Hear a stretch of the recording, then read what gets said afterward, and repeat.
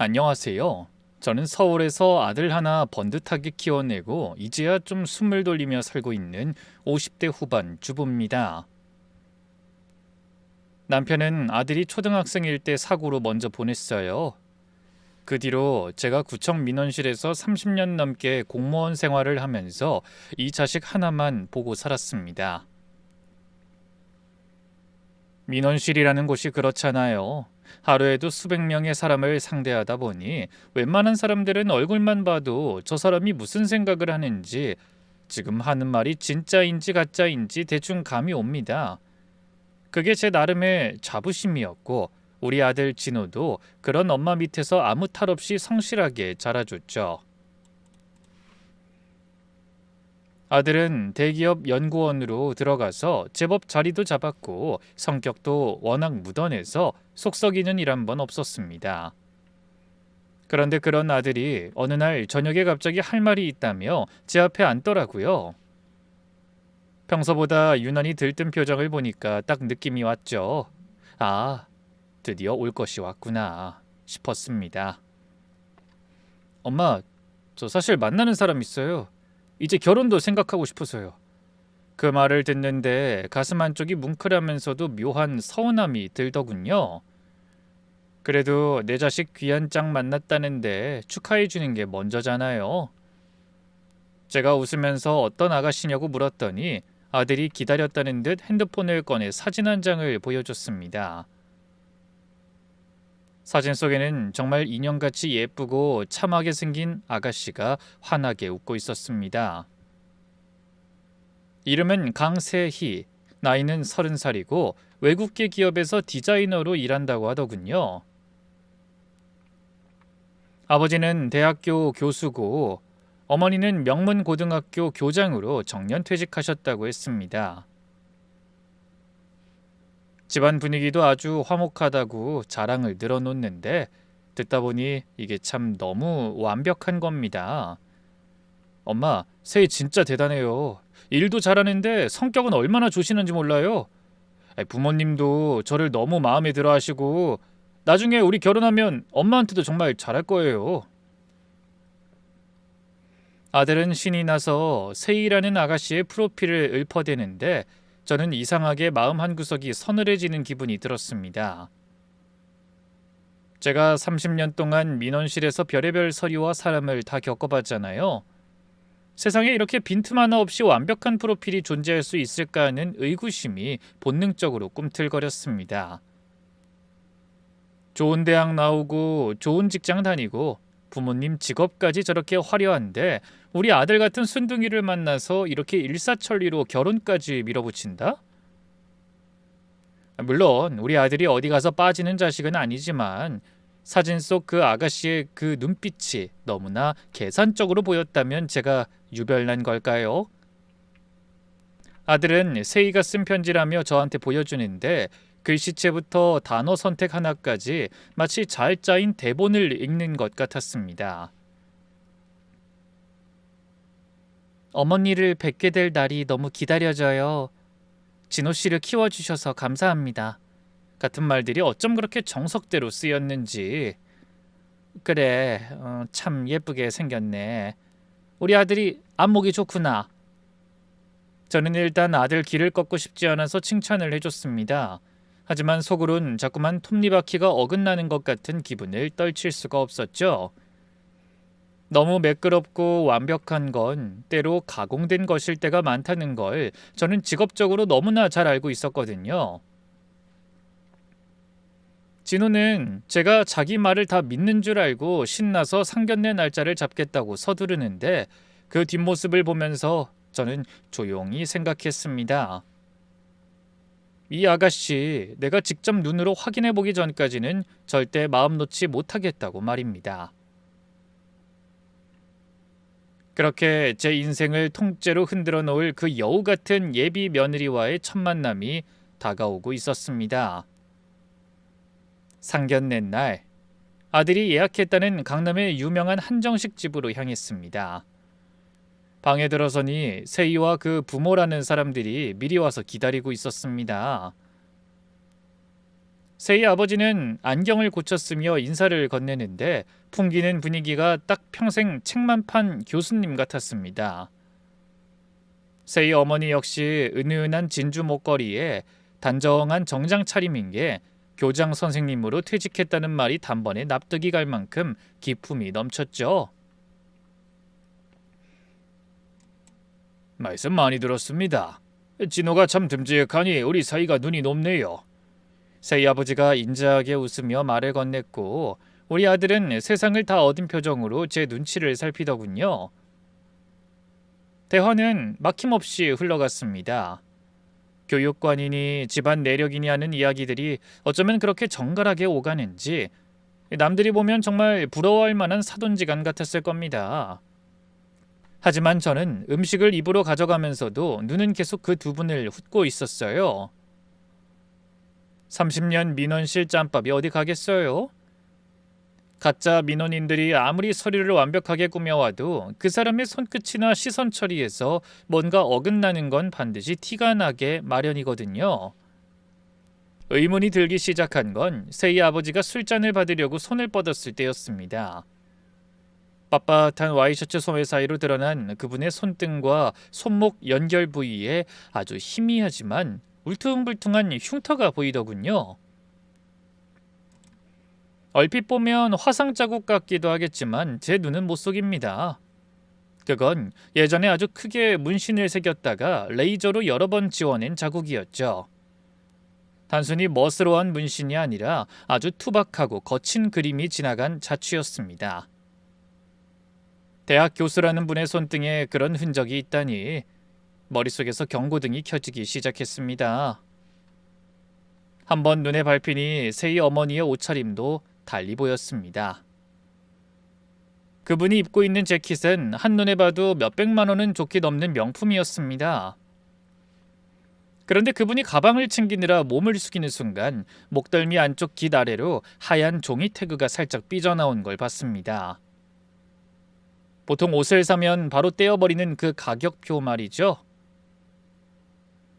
그걸 떼지 않고 안으로 교묘하게 접어넣었다는 건 오늘 하루만 입고 다시 반품하거나 어디서 빌려왔을 가능성이 크다는 소리였습니다. 명색이 고등학교 교장까지 지냈다는 분이 사돈댁 만나는 자리에 택도 안 뗀 옷을 입고 나온다? 이건 좀 상식 밖의 일이었죠. 세이는 옆에서 아무것도 모르는 척 생글생글 웃으며 제 접시에 생선살을 발라 올려주는데 저는 그 친절한 손길조차 어딘가 자귀적으로 느껴졌습니다. 어머니, 음식이 입에 맞으세요? 여기가 저희 부모님 단골집이라 특별히 신경 써달라고 했거든요. 세이는 여전히 상냥하게 웃고 있었고 우리 아들은 옆에서 좋다고 고개까지 끄덕이며 연신 싱글벙글이었습니다. 그 순진한 얼굴을 보고 있자니 마음이 복잡해지더군요. 정말 내가 전직 공무원 출신이라 사람을 너무 예민하게 보는 건지 아니면 저 완벽해 보이는 모습 뒤에 정말로 뭔가 숨겨진 게 있는 건지 찝찝한 기운이 가시질 않았습니다. 아들의 결혼을 축하해줘야 하는 자리였지만 제 머릿속은 온통 아까 본 그 흉터와 옷 태그 생각뿐이었습니다. 아무래도 이 결혼 그냥 믿고 넘기기엔 제가 본 것들이 너무나 선명했습니다. 상견례 자리가 어느 정도 무르익었을 때였어요. 분위기가 한창 화기애애한데 세이가 갑자기 핸드폰을 슬쩍 보더니 곤란한 표정을 짓더라고요. 그러더니 어머니 죄송해요.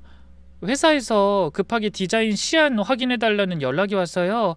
금방 통화만 하고 올게요. 라며 아주 조신하게 양해를 구하고는 방을 나갔습니다.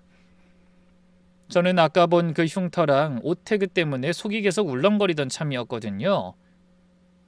세이가 나가고 나서 한 5분쯤 지났을까요? 저도 얼굴에 찬물이라도 좀 묻히고 마음 좀 가라앉혀야겠다 싶어서 화장실로 향했습니다. 복도가 꽤 길고 조용한 식당이라 저 멀리서 세이 목소리가 희미하게 들려오더군요. 화장실 쪽 모퉁이를 돌려는데 세이가 구석진 곳에서 통화하는 소리가 들렸습니다. 그런데 아까 방에서 듣던 그 낭낭한 목소리가 아니었어요. 낮게 깔린 목소리가 어찌나 거칠고 차가운지 저도 모르게 발걸음이 딱 멈춰서더라고요. 아이고 실장님 잔금 타령 좀 그만해요. 이번 공사 제대로 치고 있으니까 걱정 말라니까요. 그 순간 제 귀를 의심했습니다. 공사? 제가 민원실에 있을 때 사기 사건에 휘말린 사람들 상담해주면서 귀에 못이 박히도록 들었던 단어였거든요. 사기꾼들이 타겟 하나 잡아서 돈 뜯어내는 작업을 할 때 자기들끼리 공사 친다고 하잖아요. 디자이너라는 아가씨 입에서 시안이나 기획 같은 말 대신 공사니 잔금이니 하는 용어들이 튀어나오는데 등골이 오싹해졌습니다. 아니 점잖게 앉아만 계시면 된다는데 저 아저씨 자꾸 뻘소리 하잖아요. 아무튼 시 끝나면 한꺼번에 정산해 드릴 테니까 자꾸 보채지 마세요. 끊어요. 전화가 끊어지는 소리가 나고 복도에는 다시 정적이 흘렀습니다. 저는 벽 뒤에 숨어서 숨조차 크게 쉬지 못했어요. 물론 저 통화만으로 저 부모가 가짜다라고 100% 단정 지을 순 없었지만 제 직감은 이미 위험 신호를 보내고 있었습니다. 저 여자가 지금 우리 아들을 상대로 뭔가 커다란 판을 짜고 있다는 확신에 가까운 의심이 들었죠.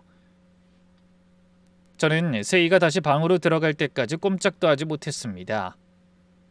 손이 부들부들 떨리고 심장이 터질 것 같았거든요.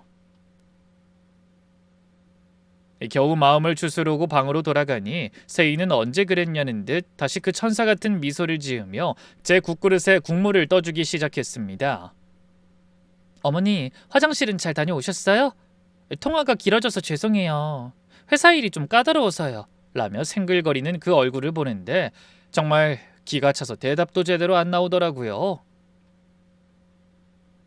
상견례가 어떻게 끝났는지도 모르겠습니다. 차를 타고 집으로 오는 내내 저는 아무 말도 할 수 없었어요.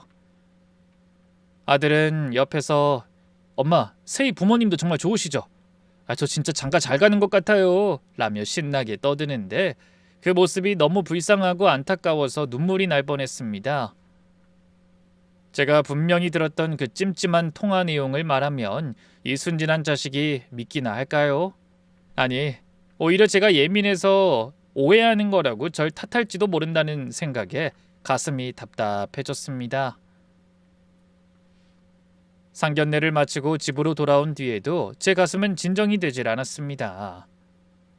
아들은 뭐가 그렇게 좋은지 콧노래까지 흥얼거리며 자기 방으로 들어가려고 하더라고요. 그 뒷모습을 보는데 그 소름 끼치는 통화 내용이 귓가에 쟁쟁하게 울려서 도저히 그냥 보낼 수가 없었습니다. 진호야, 너 잠깐 여기 좀 앉아봐라. 엄마랑 얘기 좀 해. 제 목소리가 평소보다 좀 깔깔했는지 진호가 의아한 표정으로 소파에 걸터 앉았습니다. 엄마 왜요? 오늘 피곤하시죠? 세이 부모님들이 너무 점잖으셔서 긴장하셨나 보다. 아들이 그 천진난만한 소리에 속이 뒤집어지는 것 같았지만 최대한 차분하게 입을 뗐습니다. 진호야, 엄마가 아까 화장실 가다가 세이가 통화하는 걸 우연히 들었어. 근데 애가 평소랑 말투가 너무 다르더라. 아주 거칠고 뭐랄까 꼭 딴 사람 같더라고. 진호는 그게 무슨 대수냐는 듯 허허 웃었습니다. 에이, 엄마도 참 직장 생활하다 보면 거래처 사람들한테 좀 세게 말할 수도 있는 거죠. 걔가 겉보기에만 여리여리하지 일할 땐 아주 똑부러지거든요. 아니 그런 수준이 아니었어. 세이 입에서 공사 친다느니 잔금 정산이니 하는 말들이 나오는데 그게 아무리 봐도 일 얘기가 아니야. 혹시 세이에 대해 내가 모르는 게 있는 건 아니니? 부모님들도 좀 이상해. 교수님이란 분 손등에 문신 지운 자국이 선명하고 어머님은 그 옷 태그도 안 떼고 나오셨더라. 제 말이 끝나기도 전에 진호의 얼굴이 순식간에 굳어버렸습니다. 평소에 화 한 번 안 내던 녀석이 눈을 부릅뜨고 제 쪽으로 몸을 확 숙이더라고요. 엄마, 정말 실망이에요. 30년 동안 민원실에서 사람 상대하시더니 이젠 생사람 잡는 게 취미가 되셨어요? 세희 부모님들이 얼마나 품격 있는 분들인데 고작 문신 자국이나 오태근이 하는 걸로 사람을 판단해요. 요새 사람들 문신 많이 지우기도 하고 옷은 정신없어서 깜빡할 수도 있는 거잖아요. 진호야, 엄마는 그냥 걱정이 돼서. 걱정 같은 소리 하지 마세요. 엄마는 처음부터 세희가 마음에 안 들었던 거잖아요. 세희가 너무 완벽하니까 뭐라도 꼬투리 잡고 싶어서 안달난 사람 같아요.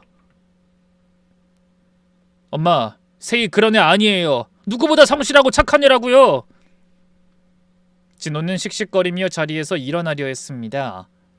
아들이 저렇게까지 세희를 감싸고 도니까 제 마음은 더 다급해졌죠. 제가 다시 팔을 붙잡으며 그래도 한 번만 더 생각해보자 라고 매달렸더니 진호가 제 손을 뿌리치며 소리를 버럭 질렀습니다. 제발 그만 좀 하세요. 엄마가 아무리 뭐라고 해도 저 세희랑 결혼할 거예요. 그리고 엄마도 이젠 아셔야 할 것 같네요. 세희 지금 우리 아이 가졌어요. 이미 8주나 됐다고요. 그 순간 제 머릿속이 하얘지면서 아무 소리도 들리지 않았습니다. 임신이라니. 30년 넘게 사람 상대하며 온갖 풍파 다 겪어본 저였지만 아들의 입에서 나온 그 말에는 정말이지 아무런 대꾸도 할 수가 없었습니다. 진호는 멍하니 서 있는 저를 차갑게 쳐다보더니 이제 더는 세희 욕하지 마세요. 우리 애엄마 될 사람이에요. 라는 말만 남기고 방으로 들어가 버렸습니다. 캄캄한 거실에 혼자 남겨진 저는 한참 동안 숨도 제대로 쉬지 못했습니다. 아들의 그 단호한 눈빛이 제 심장을 후벼 파는 것 같았거든요. 그 여우 같은 여자가 우리 아들을 임신이라는 족쇄로 꽉 묶어버렸다는 생각에 손발이 덜덜 떨리고 눈앞이 캄캄해졌습니다. 아들이 임신 얘기를 꺼낸 뒤로 전 정말 밤잠을 다 설쳤습니다. 눈만 감으면 그 아가씨의 차가운 목소리가 귓가에 맴돌았는데 아들은 벌써부터 아기용품을 고르느라 정신이 없더라고요. 제 속은 시커멓게 타들어가는데 말이죠. 이대로는 안 되겠다 싶어서 제가 오래전부터 알고 지냈던 금화보살을 찾아가기로 마음먹었습니다. 아들과 그 아가씨, 세희한테는 궁합도 보고 날짜도 잡자고 했더니 아주 생긋 웃으면서 따라 나서더군요. 점집에 들어가니 특유의 향냄새가 진동을 했습니다. 금화보살은 저랑 20년 넘게 알고 지낸 사이라 제 표정만 봐도 무슨 일인지 다 아는 양반인데 그날은 세희를 쳐다보는 눈빛이 유난히 묘했습니다. 한참을 빤히 보더니 갑자기 무릎을 탁 치면서 이렇게 말하더군요. 아이고, 이 집에 복덩이가 들어왔네. 아가씨 사주가 아주 귀해요. 둘이 찰떡궁합이네. 그 소리에 제 가슴은 덜컥 내려앉았습니다. 제가 기대했던 대답이 전혀 아니었거든요. 세희는 옆에서 조신한 척 미소 짓고 진호는 신나서 제 옆구리를 툭툭 치며 엄마 거봐요. 제가 뭘 했어요. 하는데 정말 속이 터지는 줄 알았습니다. 금화보살은 싱글벙글 웃으며 좋은 날짜까지 몇 개 적어줬고 저희는 그렇게 점집을 나왔습니다. 집에 돌아오는 내내 제 머릿속은 온통 혼란뿐이었습니다. 내가 정말 사람을 너무 색안경 끼고 보는 건가? 보살까지 저렇게 말하는데 싶어서 자꾸 제 눈을 의심하게 되더라고요. 그렇게 찝찝한 마음으로 밤을 꼬박 새우고 다음날 오후쯤 됐을까요? 핸드폰이 울리는데 금화보살이었습니다. 언니, 지금 혼자 있어? 아무도 없지? 목소리가 어제랑은 딴판으로 아주 낮고 떨리더라고요. 제가 혼자라고 하니까 보살이 숨을 몰아쉬며 말을 이었습니다. 언니, 사실 어제는 그 여자 기가 너무 세서 내가 말을 못했어. 아들도 옆에 있는데 입을 잘못 댔다간 큰일 나겠더라고. 근데 나 어젯밤에 한숨도 못 잤다. 자꾸 그 여자 얼굴이 천장에 떠올라서. 무슨 일이냐고 다그치니까 보살이 정말 섬뜩한 소리라더군요. 언니, 정신 똑바로 차려.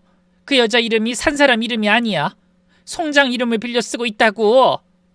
내가 신령님 앞에서 아무리 봐도 그 사주랑 그 얼굴이 안 맞아. 죽은 사람 신분으로 살고 있는 거야, 그 여자. 그 말을 듣는 순간 발끝부터 소름이 쫙 돋았습니다.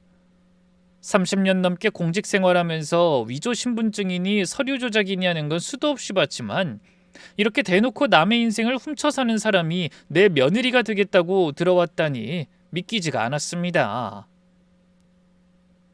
전화를 끊고 나서도 한참을 멍하니 있었습니다.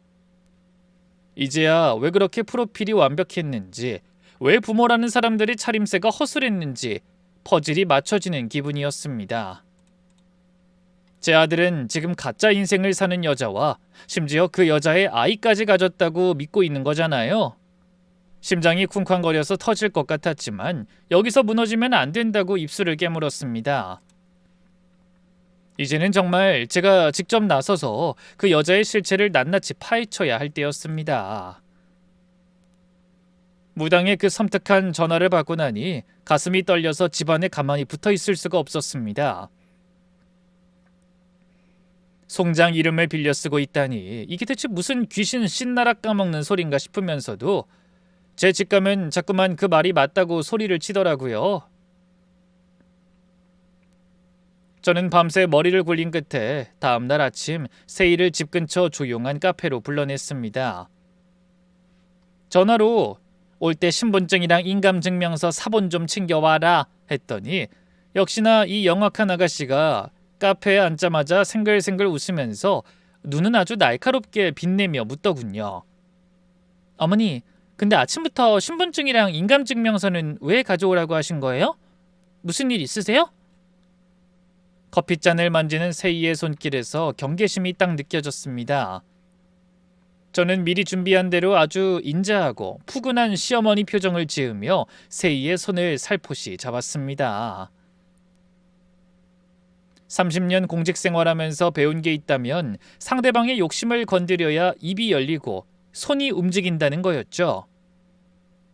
세이야, 내가 어제 보살님 말씀을 듣고 밤새 생각을 좀 해봤단다. 너희 결혼하면 집 문제로 고생시키는 게 제일 마음에 걸리더라고. 그래서 말인데 내가 지금 살고 있는 이 32평 아파트 있지? 그거 너희 결혼 선물로 미리 증여해 주려고 한다. 그 말을 뱉는 순간 세이의 눈동자가 아주 찰나의 순간에 파르르 떨리는 걸 저는 놓치지 않았습니다. 입으로는 어머니, 저희가 어떻게 그런 큰 선물을 받아요. 마음만 받을게요. 라며 손살을 쳤지만 이미 입꼬리는 주체하지 못하고 실룩거리고 있더라고요. 제가 이때다 싶어 쐐기를 박았습니다. 아니야. 내 결심 섰을 때 빨리 진행하자. 요새 증여세니 뭐니 절차도 복잡하던데 법무사 하는 사람 있을 때 미리 서류 좀 넣어보려고 그래. 그러려면 네 신분증이랑 인감 사본이 필요하다네. 싫으면 관두고. 제가 은근슬쩍 세이를 자극하며 일어설 듯이 구니까 세이가 당황해서 제 팔을 붙잡았습니다. 아니 어머니, 싫다뇨. 제가 어머니 깊은 뜻도 모르고. 라며 가방에서 자기 신분증과 인감증명서 사본을 꺼내 내밀었습니다. 저는 그 모습을 보며 속으로 조용히 웃었습니다. 아파트라는 말에 눈이 멀어서 자기 발로 함정에 걸어 들어온 꼴이었죠. 저는 속이 울렁거렸지만 겉으론 고맙다고 웃으며 세이가 내민 신분증과 인감증명서 사본을 챙겼습니다. 이제 이 서류들이 진짜인지 가짜인지만 확인하면 모든 게 확실해지는 거였습니다. 서류를 들고 집으로 돌아오자마자 안방 문부터 걸어 잠갔습니다. 가슴이 어찌나 뛰는지 손끝이 다 떨리더라고요. 저는 책상 사람 깊숙한 곳에서 돋보기를 꺼내 세이가 준 주민등록증 사본을 낱낱이 살피기 시작했습니다. 이 겉보기에는 홀로그램 위치도 정확하고 사진도 세이 얼굴이 맞았습니다. 웬만한 사람들은 봐도 그냥 넘어가겠구나 싶을 정도로 정교했어요. 하지만 저는 구청 민원실에서 30년을 보낸 사람이었습니다. 하루에도 수백 장씩 들여다보는 게 신분증인데 제 눈을 속이는 건 그리 쉬운 일이 아니죠. 돋보기를 대고 숫자 하나하나를 훑어보는데 역시나 이상한 점이 딱 걸렸습니다.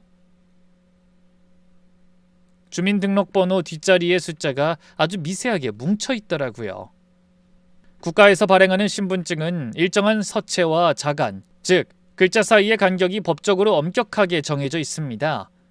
그런데 이 사본은 숫자 2의 두께가 다른 숫자보다 아주 찰나의 차이로 굵고 자간이 0.1mm 정도 벌어져 있었습니다. 남들은 절대 모를 그 미세한 오차가 제 눈엔 대들보처럼 크게 박혔습니다. 심장이 쿵쾅거리는 걸 억누르고 핸드폰을 들었습니다. 그리고 국번 없이 1382번을 눌렀습니다. 주민등록증 진위 확인 서비스였죠.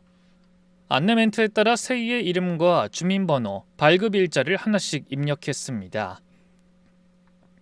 그 짧은 대기 시간 동안 제 입술이 바짝바짝 마르더라고요. 잠시 후 수화기 너머에서 차가운 기계음이 들려왔습니다. 입력하신 정보는 분실 신고된 주민등록증입니다. 그 소리를 듣는 순간 머리를 한 대 얻어맞은 것처럼 멍해졌습니다. 혹시나 해서 다시 한번 천천히 번호를 입력해봤지만 결과는 똑같았습니다. 이 신분증은 이미 5년 전 분실 신고가 된 타인의 정보였습니다. 그러니까 지금 제 앞에서 생글생글 웃으며 우리 아들 아이를 가졌다고 말하는 이 여자는 이름도 나이도 전부 가짜인 유령 같은 존재였던 겁니다. 남의 인생을 훔쳐서 우리 집에 들어온 이 여자의 진짜 정체가 대체 무엇인지, 그리고 우리 아들은 대체 무엇에 홀려 이런 여자에게 목을 메고 있는지 눈앞이 캄캄해졌습니다. 하지만 여기서 주저앉을 순 없었습니다. 이 여자의 진짜 정체를 직접 찾아내야만 했습니다. 우리 아들이 더 깊은 구렁텅이로 빠지기 전에 이 무서운 연극을 끝내야겠다고 독하게 마음먹었습니다. 공무원 생활하면서 아름아름 알게 된 지인을 통해 입소문난 흥신소를 수소문했습니다. 강남의 번듯한 사무실도 아니고 경기도 외곽의 낡은 상가 건물 4층에 있는 곳이었는데 입구부터 담배 찌든 내랑 긴장감이 묘하게 섞여 있었죠. 거기 소장이라는 사람한테 세이의 사진과 위조된 주민등록번호를 내밀었습니다. 돈은 얼마가 들어도 좋으니까 이 여자 진짜 정체가 뭔지 낱낱이 파헤쳐 주세요. 특히 과거에 비슷한 전적이 있는지, 실제 나이가 몇인지 하나도 빠짐없이 알아내야 합니다. 제 목소리가 어찌나 떨리던지 소장이 제 얼굴을 빤히 보더니 아이 사모님, 이런 일 겪으면 누구든 손발 떨립니다. 일단 진정하세요. 라며 차를 한 잔 내주더군요. 그로부터 사흘이나 지났을까요? 그 사흘이 저한텐 30년처럼 길었습니다.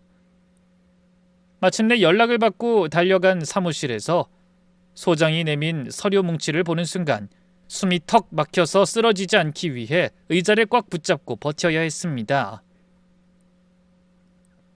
이름은 강세희가 아니라 김지숙, 나이는 30살이 아니라 39살이었습니다. 우리 진호보다 무려 7살이나 많은 40의 코앞에 둔 여자였던 거예요. 학력이며 경력이며 전부 남의 인생을 통째로 베껴온 가짜였고, 더 소름 돋는 건 이 여자가 지방을 돌며 이미 여러 번 비슷한 수법으로 사고를 쳤다는 기록이었습니다.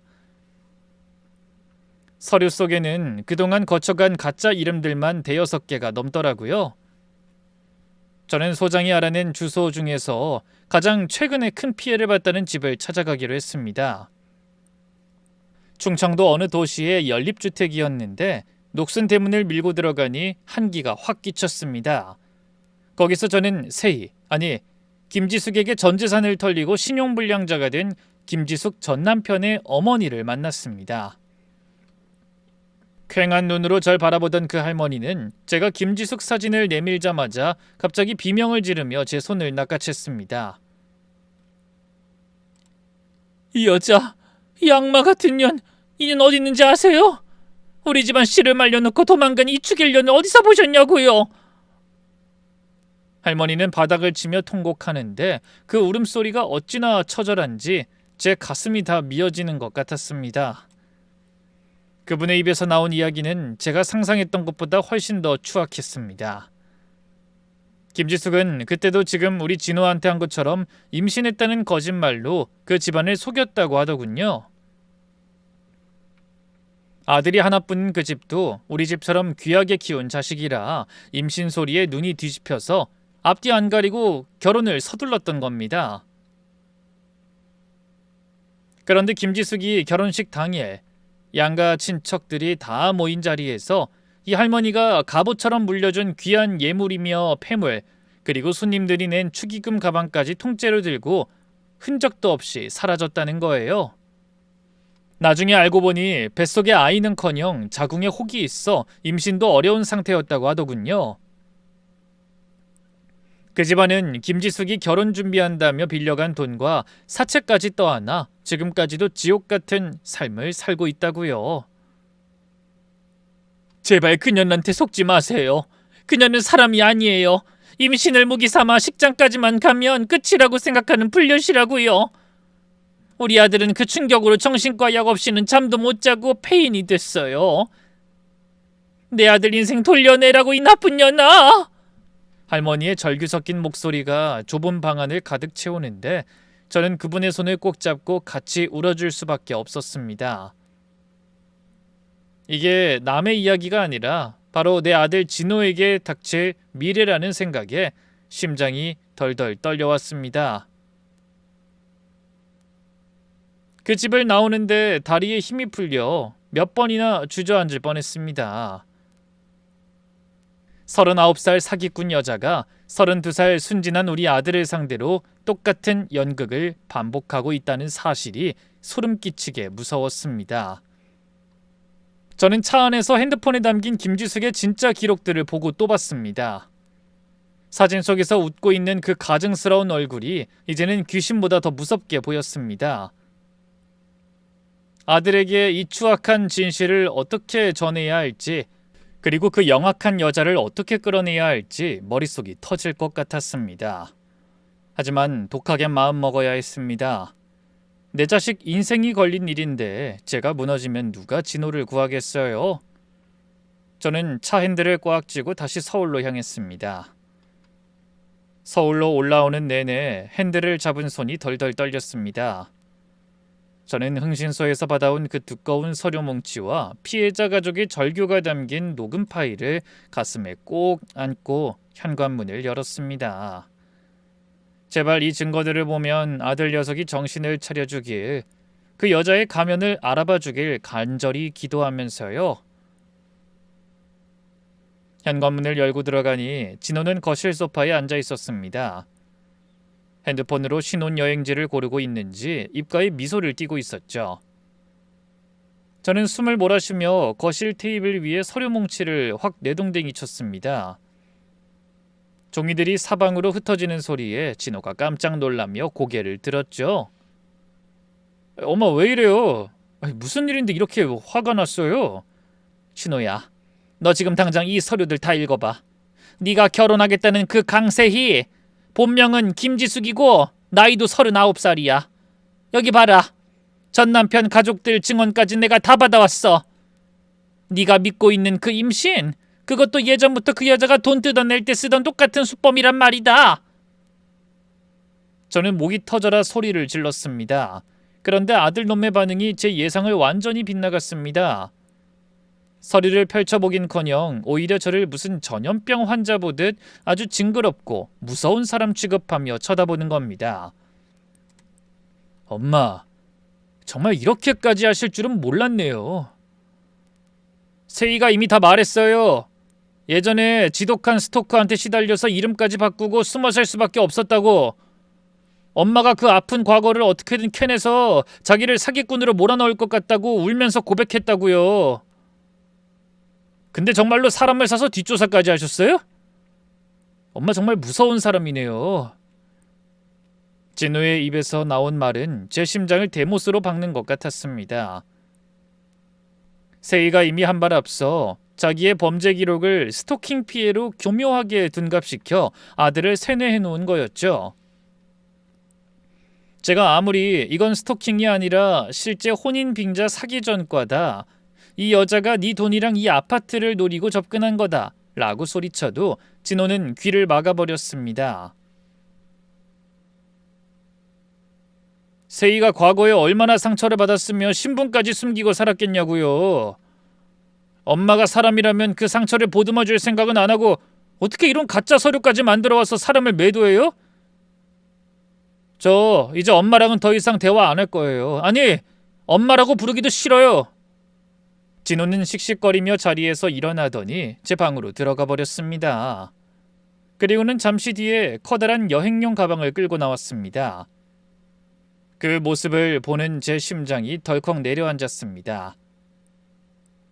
너 지금 뭐 하는 거야? 어딜 가겠다는 건데?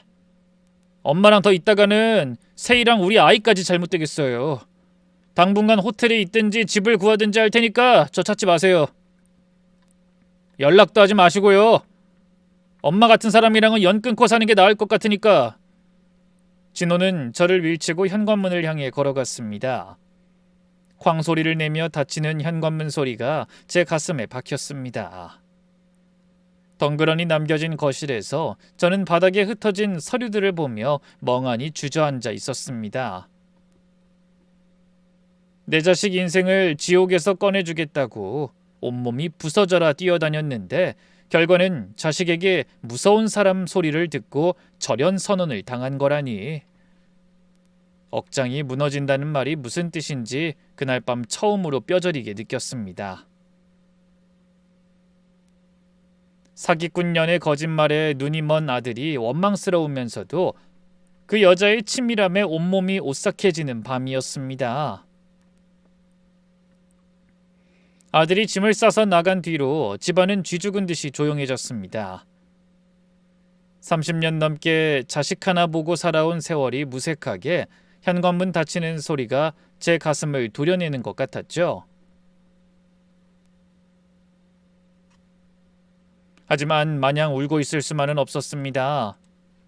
이대로 두면 우리 아들은 정말 지옥으로 걸어 들어가는 거니까요. 저는 다음날 아침 세수만 대충 하고 곧장 지인이 소개해준 형사 전문 변호사를 찾아갔습니다. 사무실에 앉아 흥신소에서 가져온 서류 뭉치를 변호사 앞에 내려놓습니다. 변호사는 서류를 한참 들여다보더니 미간을 찌푸리더군요. 30년 공무원 생활하면서 저도 서류 좀 봤지만 전문가가 보기에도 이건 참 기가 막힌 모양이었습니다. 사모님, 이건 단순한 거짓말 수준이 아닙니다. 상습적인 혼인빙자 사기에 위조 사문서 행사까지 아주 질이 안 좋은 상습범이네요. 변호사의 말을 들으니 가슴이 더 방방 뛰었습니다. 저는 떨리는 목소리로 물었습니다. 변호사님, 지금 당장 이 서류 들고 경찰서 가면 그 여자 바로 잡을 수 있는 거죠? 우리 아들한테서 당장 떼어낼 수 있는 거 맞죠? 그러자 변호사가 고개를 가로저으며 한숨을 내쉬었습니다. 물론 지금 신고해도 수사는 시작되겠지만 아드님이 지금 그 여자한테 완전히 마음을 조종당하고 있는 상태잖아요. 요새 말로 가스라이팅이라고 하는데 상대방의 마음을 교묘하게 주물러서 판단력을 흐르게 만드는 겁니다. 이렇게 조용히 고소만 하면 아드님은 평생 그 여자를 어머니의 방위로 헤어진 비혼의 연인으로 기억할 겁니다. 그럼 평생 사모님을 원망하며 살지도 몰라요. 저런 부류들은 그 심리를 이용해서 나중에 또 슬쩍 접근하거든요. 그 말을 듣는데 정신이 번쩍 들었습니다. 맞습니다. 우리 진호 성격에 조용히 끝내면 분명 저 여자를 불쌍하게 여기며 몰래라도 만날 놈이었죠. 제 여자랑 절연선언까지 한 마당에 그 여자가 지어낸 가짜 눈물에 평생 속아 살 게 뻔했습니다. 저는 변호사의 눈을 똑바로 쳐다보며 말했습니다. 그럼 어떻게 해야 합니까? 전 그 여자가 다시는 우리 아들 근처에도 못 오게 만들고 싶어요. 단순히 헤어지는 게 아니라 아주 뿌리를 뽑아야겠습니다. 가장 확실한 건 사기 범죄가 실제로 완성되는 시점을 노리는 겁니다. 그러니까 그 여자가 예물이나 축의금 혹은 증여받기로 한 재산을 실제로 손에 쥐는 그 순간 말이죠. 그래야 법적으로도 가장 무거운 벌을 줄 수 있습니다. 그리고 무엇보다 아드님이 그 여자의 실체를 자기 눈으로 직접 봐야 합니다. 뭐 예를 들면 하객들 앞에서 그 여자의 가면이 벗겨지는 걸 봐야 아드님도 주변 시선을 의식해서라도 그 여자에게서 완전히 등을 돌리게 될 겁니다. 그래야만 아드님의 그 헛된 환상이 깨지거든요. 저는 잠시 망설였습니다. 내 아들이 사람들 앞에서 망신당할 걸 생각하니 가슴이 미어졌습니다. 하지만 이게 자식 인생을 건 마지막 수업료라고 생각했습니다. 적당히 매를 맞고 끝낼 일이 아니었습니다. 알겠습니다. 그럼 결혼식 당일을 그 여자의 마지막 날로 정하죠. 식장에서 모든 정체가 드러나게 판을 짜주세요. 아들이 제 손으로 그 여자를 떨쳐낼 수 있게. 제가 할 수 있는 건 뭐든 다 하겠습니다. 변호사 사무실을 나오는데 바람이 유난히 차가웠습니다. 하지만 마음은 오히려 차분해졌습니다. 이제는 슬퍼하고 억울해할 시간도 아까웠습니다. 변호사 사무실을 나오자마자 저는 집으로 달려와 진호에게 전화를 걸었습니다. 한 번, 두 번. 예상대로 전화를 뚝뚝 끊더군요. 세 번을 연달아 걸고 나서야 겨우 연결이 됐는데 수화기 너머로 들려오는 아들 목소리가 아주 칼날 같았습니다. 엄마, 제발 좀 그만하세요. 저 지금 세희랑 같이 있으니까 다신 전화하지 마시라고요. 말이 끝나기 무서운지 옆에서 소근거리는 소리가 들렸습니다. 진호씨, 어머니 전화인데 일단 들어봐요. 세희 그년, 아니 김지숙의 가증스러운 목소리였습니다. 아들놈 핸드폰에 귀를 바짝 붙이고 상황을 살피고 있는 게 분명했죠. 저는 일부러 목소리를 파르르 떨며 애처롭게 말했습니다. 진호야, 엄마가 미안하다. 내가 노망이 났었나 봐. 혼자 늙어가니까 마음이 좁아져서 너희한테 심술을 부린 것 같아. 며칠 혼자 있어 보니까 내 자식 이기는 부모 없다는 말이 뭔지 뼈저리게 알겠더라. 엄마가 다 잘못했다. 제 울먹이는 소리에 진호의 기세가 조금 누그러지더군요. 이때다 싶어 저는 미리 생각해뒀던 대로 상가 건물 이야기를 꺼냈습니다. 아파트명이 넘겨준다고 했을 때도 눈이 뒤집혔던 년인데 월세 꼬박꼬박 나오는 시내 상가까지 준다고 하면 아마 환장해서 달려들 게 뻔했거든요. 내가 세희한테도 정말 미안해서 그래. 아파트만으로 내 마음이 안 풀려서 말이다. 시내에 내가 아껴둔 그 3층짜리 상가 건물 있지? 그거 너희 결혼 선물로 미리 넘겨줄 테니까 제발 세희 데리고 집으로 좀 오렴. 엄마가 너희 앞에서 정식으로 사과하고 싶구나. 상가 건물이라는 말이 나오자마자 수화기 너머 분위기가 확 바뀌는 게 느껴졌습니다. 아들이 대답하기도 전에 세희가 옆에서 핸드폰을 뺏어든 것 같더라고요. 어머니, 저 세희예요. 저희가 어떻게 그런 귀한 선물을 받아요. 진호 씨랑 저 사실 어머니 원망 하나도 안 했어요. 다 저희 걱정해서 그러신 거 아니까요.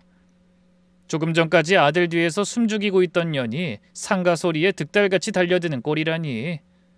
속이 뒤집어져서 구역질이 날 뻔했지만 꾹 참았습니다. 그래 세희야, 고맙다. 내가 정말 어리석었어. 너희 얼굴 보고 상가 등기 서류랑 예단비도 넉넉히 챙겨주고 싶으니 오늘 저녁에 꼭 좀 들르렴. 그렇게 전화를 끊고 나니 헛웃음이 나오더군요. 아니나 다를까 2시간도 안 돼서 진호와 그 여자가 집으로 들이닥쳤습니다. 그 여자 김지숙은 현관문을 열자마자 제 손을 꼭 잡으며 눈시울을 붉히는 연기라더군요. 어머니, 저희 정말 잘 살게요. 아이 태어나면 효도 많이 할게요. 라며 자기 배에 손을 올리는데 그 모든 게 거짓 연기라고 생각하니 소름이 쫙 돋았습니다. 저는 속으로 칼을 갈며 김지숙의 등을 다독였습니다. 그래 내 새끼들, 내가 정말 미안하다. 진호는 엄마가 마음을 돌렸다며 싱글벙글하고 김지숙은 벌써 건물 주인이 된 기분인지 입가에 번지는 미소를 주체하지 못하더군요. 그날 이후로 우리 집은 아주 그 여자 세상이 됐습니다. 상가 건물을 넘겨주겠다는 약속이 떨어지자마자 그 조신하던 아가씨는 어디 가고 하루가 멀다고 명품 카탈로그를 들고 집을 드나들더군요. 속이 뒤집어지는 걸 꼭 참고 일부러 더 지갑을 활짝 여는 척했습니다. 사기꾼들은 상대방이 완전히 긴장을 풀었을 때 가장 큰 실수를 하는 법이니까요. 어머니, 결혼식은 호텔에서 하는 게 맞겠죠? 저희 아빠 친구분들도 다 교수님들이라 격식 있는 곳이 아니면 좀 곤란해서요. 김지숙은 이제 대놓고 최고급만 고집했습니다. 강남에서도 제일 비싸다는 호텔 웨딩홀을 예약하러 가서는 한 끼에 수십만 원 하는 식사 메뉴를 거침없이 골랐죠.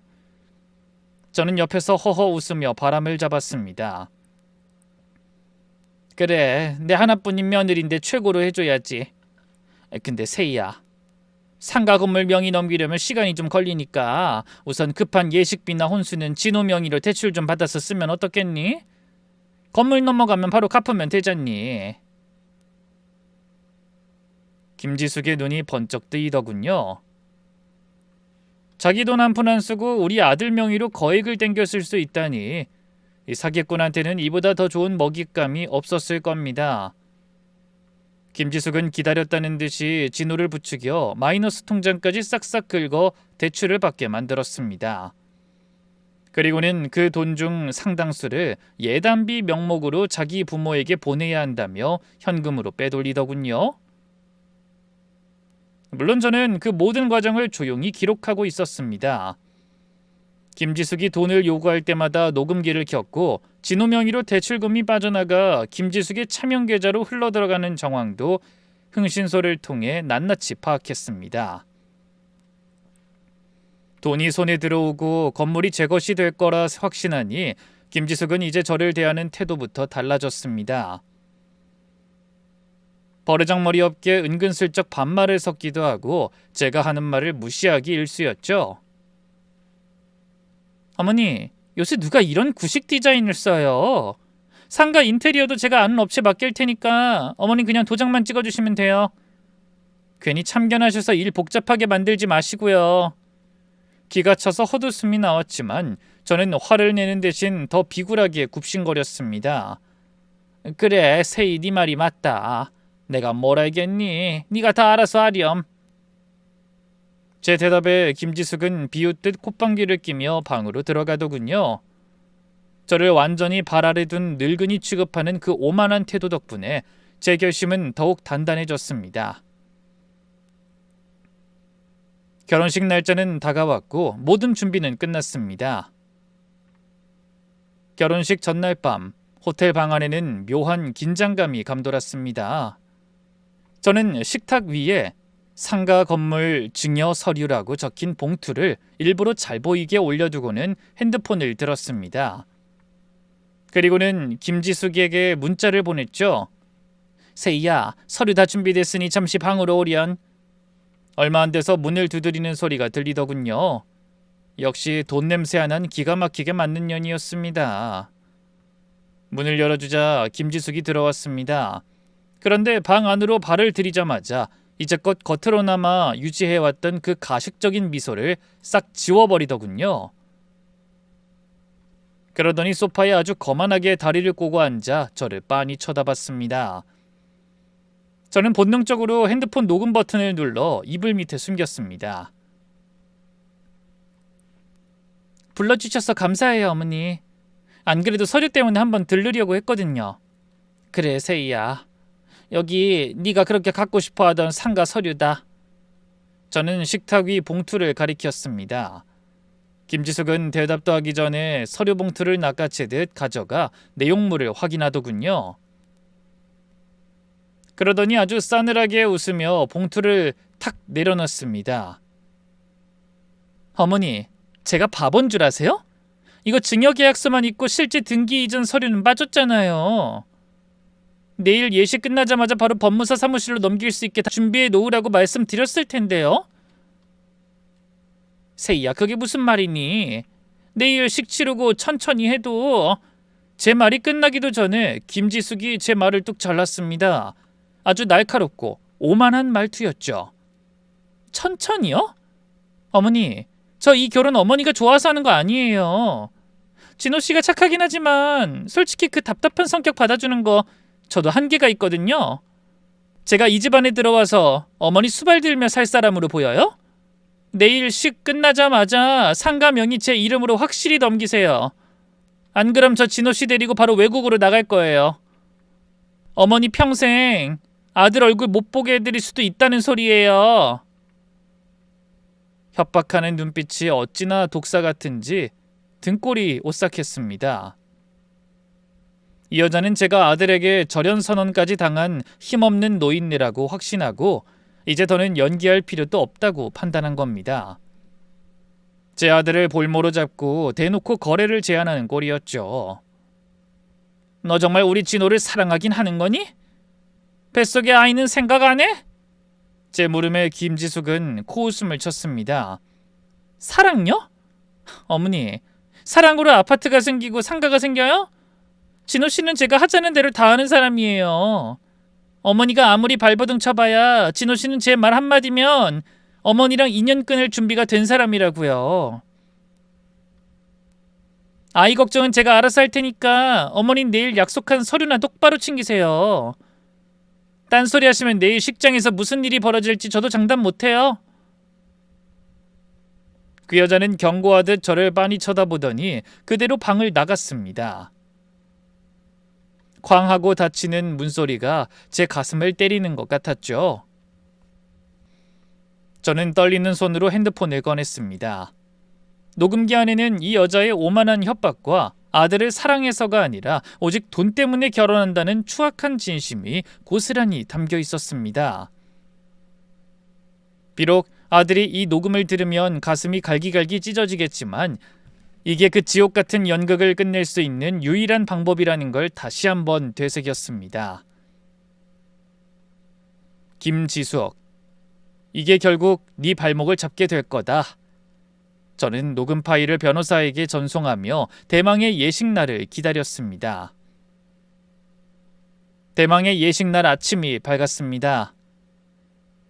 호텔 웨딩홀은 이른 아침부터 화려한 꽃장식과 은은한 조명으로 가득 찼죠. 우리 진호는 턱시도를 차려입고 세상을 다 얻은 듯한 표정으로 하객들을 맞이하고 있었습니다. 그 곁에는 순백의 웨딩드레스를 입은 김지숙이 가장 고귀하고 참한 신부의 모습으로 서 있더군요. 누가 봐도 축복받아야 할 아름다운 광경이었지만 제 눈에는 그 모든 게 무너지기 직전에 아슬아슬한 모래성처럼 보였습니다. 저는 한복 소매 안으로 핸드폰을 꽉 쥐고 식장 뒤편으로 향했습니다. 거기에는 사복을 입은 형사 3명이 하객들 틈에 섞여 대기하고 있었죠. 준비되셨습니까? 신호 주시면 바로 진입하겠습니다. 형사의 낮은 목소리에 저는 고개를 끄덕였습니다. 30년 공직 생활하면서 수많은 민원인을 상대하며 쌓아온 담력이 이 순간을 위해 존재했던 것 같더군요. 저는 다시 신부 대기실로 향했습니다. 김지숙은 거울을 보며 우아하게 미소 짓고 있다 저를 보자마자 그 눈에 탐욕을 띄우며 속삭였습니다. 어머니, 잊지 않으셨죠? 식 끝나자마자 서류 넘기시는 거. 괜히 딴 생각하시면 진호 씨랑 저 바로 공항으로 갈 거예요. 그 여자의 협박에 저는 그저 인자한 시어머니의 미소를 지어 보였습니다. 그래, 걱정 말거라. 네가 원하는 대로 다 해줄 테니까. 드디어 식이 시작되었습니다. 웅장한 음악과 함께 진호가 입장하고 이어 김지숙이 가짜 아버지의 손을 잡고 우아하게 걸어 들어왔습니다. 하객들의 박수 소리가 쏟아졌죠.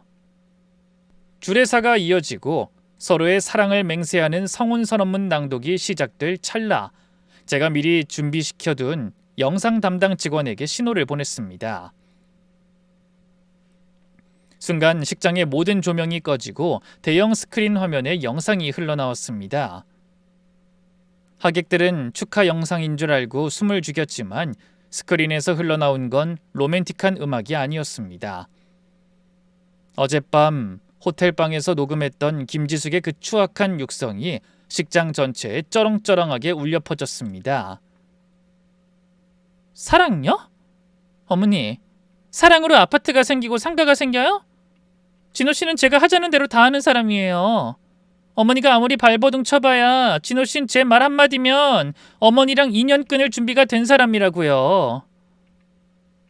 아이 걱정은 제가 알아서 할 테니까 어머닌 내일 약속한 서류나 똑바로 챙기세요. 딴소리 하시면 내일 식장에서 무슨 일이 벌어질지 저도 장담 못해요.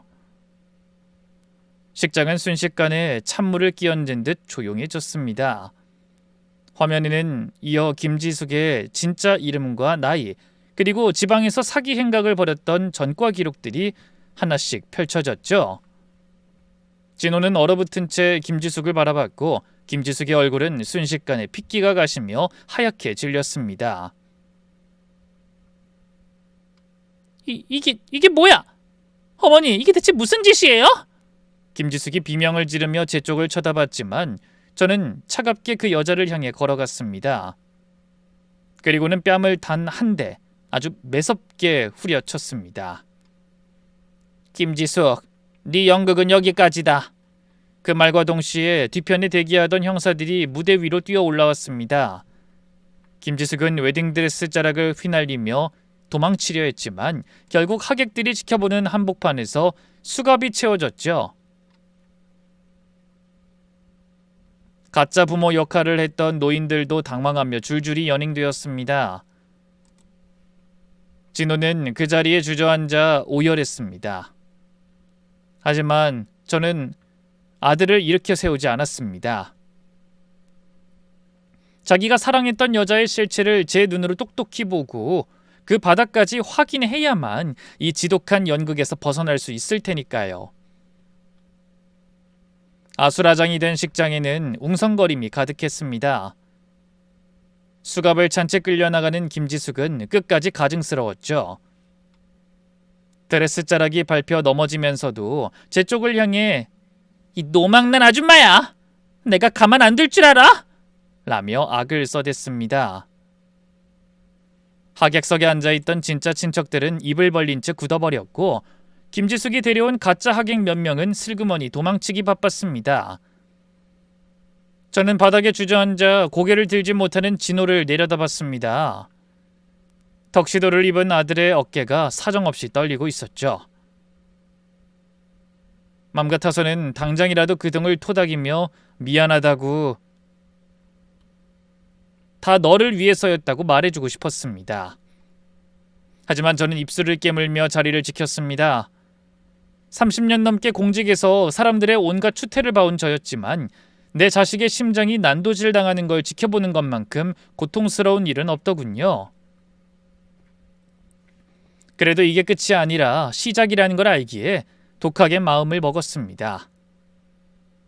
식장은 호텔 측의 수습으로 겨우 정돈되었지만 이미 파토난 결혼식은 돌이킬 수 없었습니다. 저는 형사들과 함께 경찰서로 향해 추가 진술을 마쳤습니다. 흥신소를 통해 모은 증거들과 어젯밤의 녹음 파일, 그리고 진호 명의로 빼돌린 대출금 흐름까지 낱낱이 제출했죠. 그리고 얼마 후 텅 빈 집 거실에서 아들과 마주 앉았습니다. 진호는 한 끼도 제대로 못 먹은 사람처럼 몰골이 말이 아니었습니다. 제가 정성껏 차린 밥상을 앞에 두고도 수저를 들지 못하더군요. 한참을 침묵하던 진호가 떨리는 목소리로 입을 뗐습니다. 죄송해요, 엄마. 엄마보다 그 여자를 더 믿었던 제가 너무 한심해서 죽고 싶어요. 제가 너무 바보 같아서. 저는 아들의 손을 꼭 잡았습니다. 투박하고 마른 손이 얼음장처럼 차가웠습니다. 진호야, 네가 바보라서 그런 게 아니야. 네가 너무 착해서 사람을 진심으로 믿는 법만 배워서 그래. 그 여자가 나쁜 거지 네 잘못 아니다. 엄마가 미안해. 조금 더 일찍, 조금 더 부드럽게 알려주지 못해서 너한테 이런 큰 상처를 줬구나. 아들은 제 품에 안겨 어린아이처럼 엉엉 울었습니다. 30살이 넘은 장성한 아들이 엄마 품에서 쏟아내는 그 울음소리가 거실을 가득 채웠습니다. 그건 배신감에 대한 눈물이기도 했지만 동시에 그 지독했던 늪에서 비로소 빠져나오는 해방의 울음이기도 했을 겁니다. 그 후로도 몇 달간 우리 모자는 힘든 시간을 보냈습니다. 진호 명의로 된 대출금을 변제하고 파혼으로 인한 위약금 문제를 처리하느라 분주했죠. 김지숙은 구치소에 수감되어 재판을 기다리는 신세가 되었고 저는 그 여자가 다시는 우리 근처에 얼씬도 못하도록 변호사를 통해 가장 강력한 처벌을 요구했습니다. 시간이 약이라는 말은 참 무섭게도 맞더군요. 아들은 다시 회사로 출근하기 시작했고 예전처럼 밝은 웃음은 아니지만 저녁마다 저와 마주 앉아 소소한 일상을 나누게 되었습니다. 가끔 식탁에 마주 앉아 밥을 먹다가도 문득문득 그때의 기억이 스칠 때면 서로의 눈치를 보기도 하지만 우리는 압니다. 그 지옥 같았던 연극이 끝나고 나서야 비로소 진짜 우리 삶이 시작되었다는 것을요. 어느덧 창밖에는 계절이 바뀌어 꽃이 지고 푸른 잎이 돋아나고 있었습니다. 저는 베란다 화분에 물을 주며 생각했습니다. 30년 민원실 인생에서 가장 힘들었던 민원은 바로 내 자식의 인생을 구하는 일이었다고 말이죠. 하지만 이젠 두렵지 않습니다. 진호는 이제 사람의 겉모습 뒤에 숨은 진실을 보는 법을 배웠을 테니까요. 엄마, 오늘 저녁은 제가 맛있는 거 사올게요. 일찍 퇴근해요. 퇴근길에 걸려온 아들의 담백한 목소리에 가슴 한구석이 몽글해졌습니다. 그래, 이만하면 됐다. 우리는 그렇게 서로의 상처를 보듬으며 다시 살아가고 있습니다.